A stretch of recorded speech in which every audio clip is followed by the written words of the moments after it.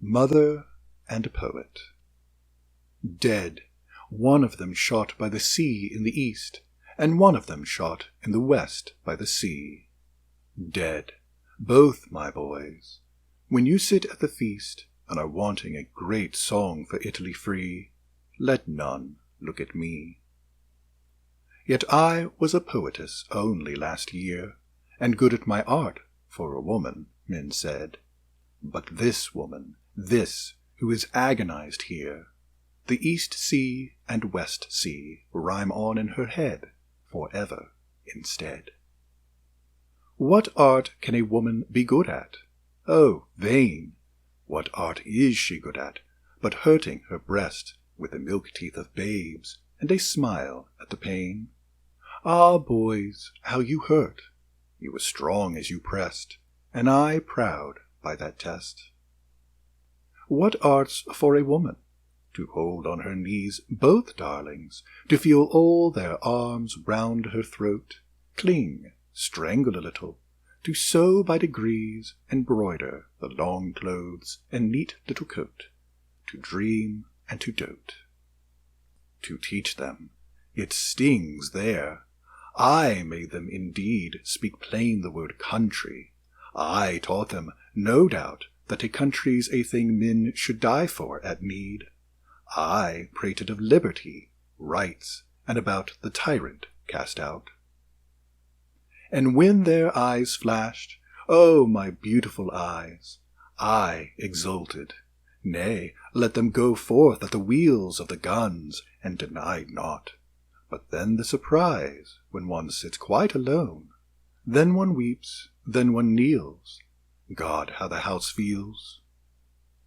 At first, happy news came, in gay letters moiled with my kisses, of camp life and glory, and how they both loved me, and, soon coming home to be spoiled, in return would fan off every fly from my brow with their green laurel bough. Then was triumph at Turin, Ancona was free, and someone came out of the cheers in the street, with a face pale as stone, to say something to me. My Guido was dead. I fell down at his feet, while they cheered in the street. I bore it. Friends soothed me. My grief looked sublime as the ransom of Italy.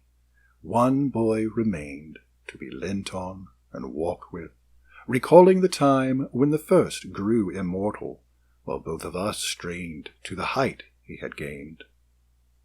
And letters still came, shorter, sadder, more strong, writ now but in one hand.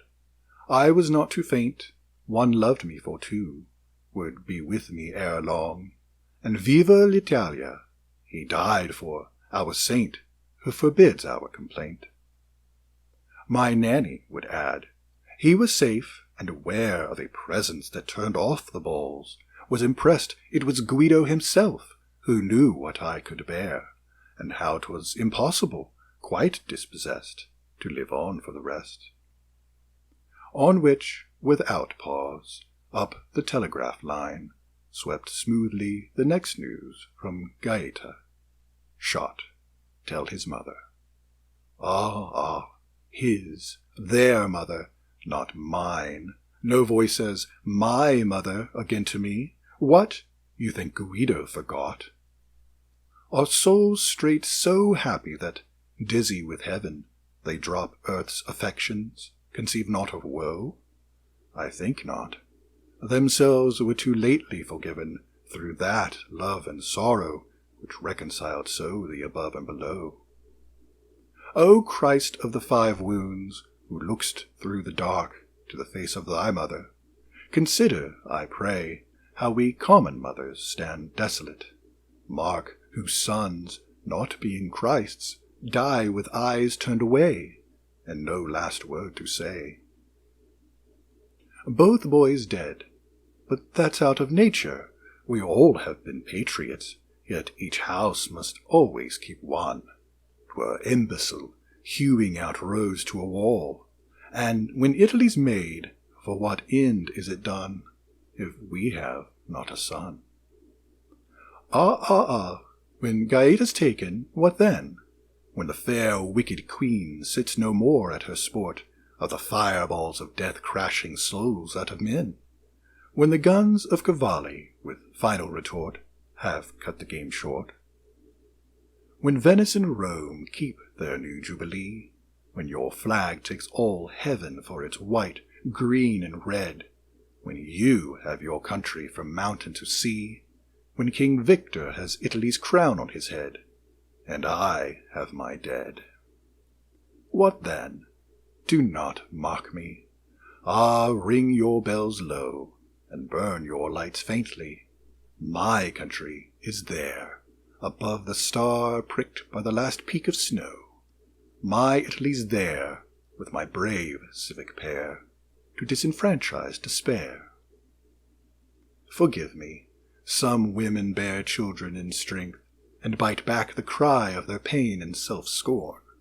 But the birth-pangs of nations will wring us at length into wail such as this, and we sit on forlorn when the man-child is born. Dead, one of them shot by the sea in the east, and one of them shot in the west by the sea. Both my boys. If in keeping the feast you want a great song for your Italy free, let none look at me.